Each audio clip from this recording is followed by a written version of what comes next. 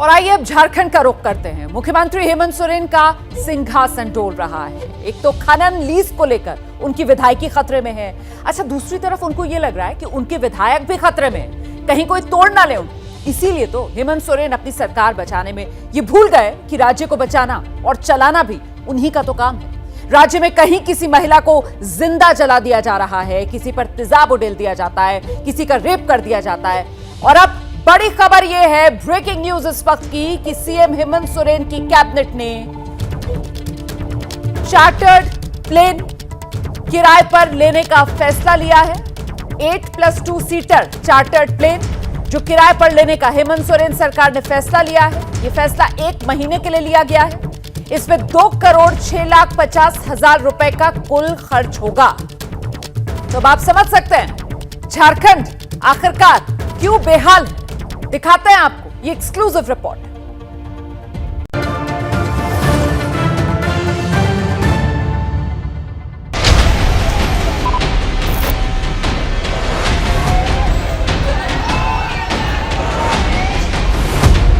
पहले दुमका में एक लड़की की पेट्रोल से जलाकर हत्या, फिर चतरा में एक लड़की को तेजाब से झुलसाया गया और अब रांची के पास एक नाबालिग लड़की से बलात्कार। ये झारखंड की 3 तस्वीरें हैं जो बताती हैं कि कैसे कुदरती संसाधनों से भरा एक राज्य आज अंधेर नगरी में बदल चुका है। मगर अफसोस ये है कि इन तीनों बेटियों के घरों से उठती सिसकियां इस अंधेर झारखंड की चौपट सरकार को सुनाई नहीं पड़ती।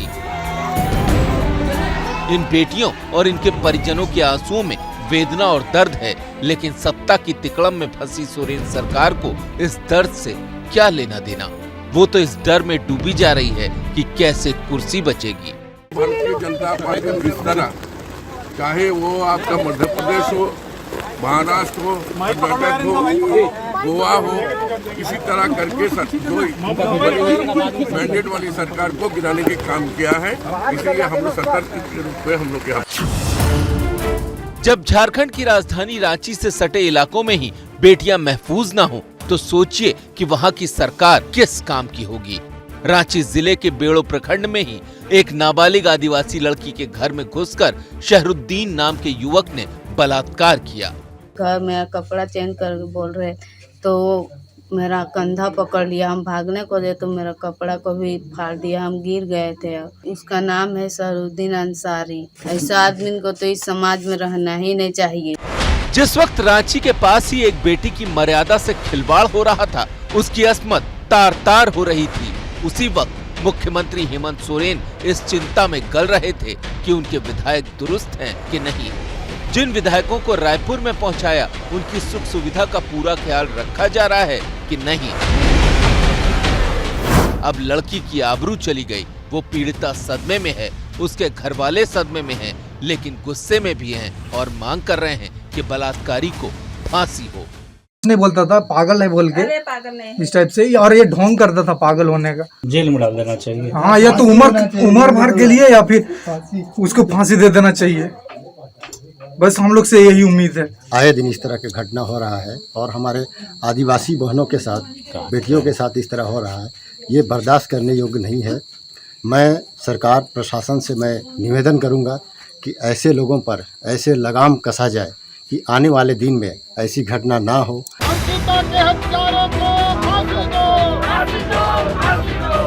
गजब प्रशासन है हेमंत सोरेन का।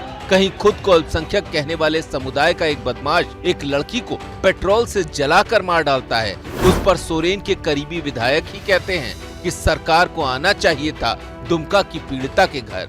देखिए, आगे पीछे तो जाना चाहिए, जाना ही चाहिए। जिसको जैसा मौका मिले तब जाना चाहिए। ये सब चीज में लोग नहीं जाएगा तो कब जाएगा।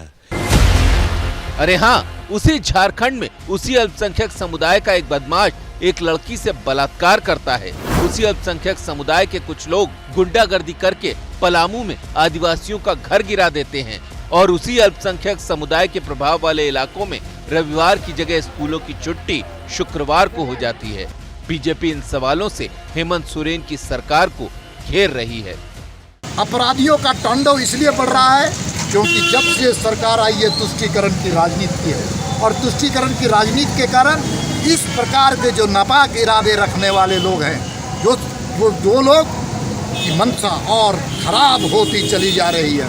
इसी के कारण आज राज्य में 1800 स्कूलों में आज रविवार के जगह शुक्रवार को छुट्टी दी जा रही है। लेकिन मुख्यमंत्री हेमंत सोरेन की सांसें रायपुर और रांची के बीच अटकी हैं। उनकी नजरें राजभवन पर टिकी हैं कि आखिर चुनाव आयोग ने राज्यपाल रमेश बैस को चिट्ठी में क्या लिखा है। कहीं वो चिट्ठी हेमंत सोरेन की सियासी किस्मत ना बिगाड़ दे।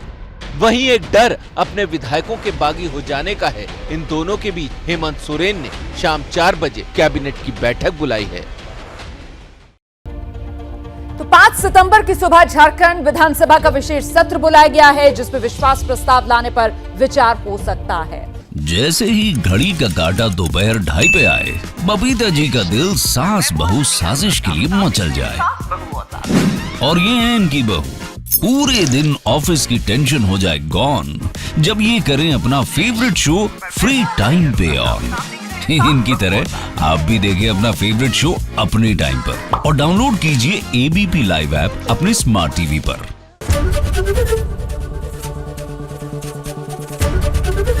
एबीपी न्यूज आपको रखे आगे।